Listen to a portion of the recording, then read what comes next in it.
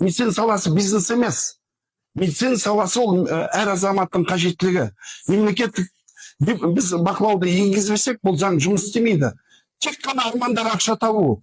Жеке компаниялар қазір, лоббистік топтар осы заңды бізге қайшылық жасап, кедергі жасап, біз Бақытжан Базарбекпен берген ұсыныстарымызды өткізбей жатыр. Егер де бұл бақылау бола алмайтын болса, бұндай заң қажет емес. Себебі мемлекет тарапынан мал шаруашылығын бақылауға құқық берген, өсімдікті бақылауға құқық берген. Егер малды емдеп, ол мал өліп қалса, мемлекет барып тексеріледі.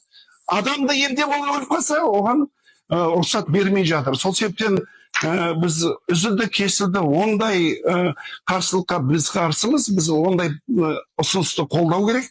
Ондай болмаса, бұл заң қажет емес. Мемлекет тарапынан медицина саласына бақылау болмаса, бұл заң өз қажет деңгейде жұмыс істемейді деп ойлаймын.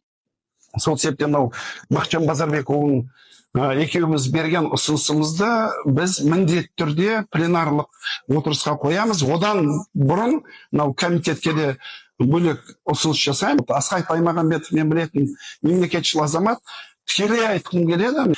Қанша қазір бізде медицина саласында проблемалар туындап жатыр, миллиардтаған теңге бостан босқа кетіп жатыр, бірақ мемлекетте оны бақылайтын қазір мүмкіншілік жоқ.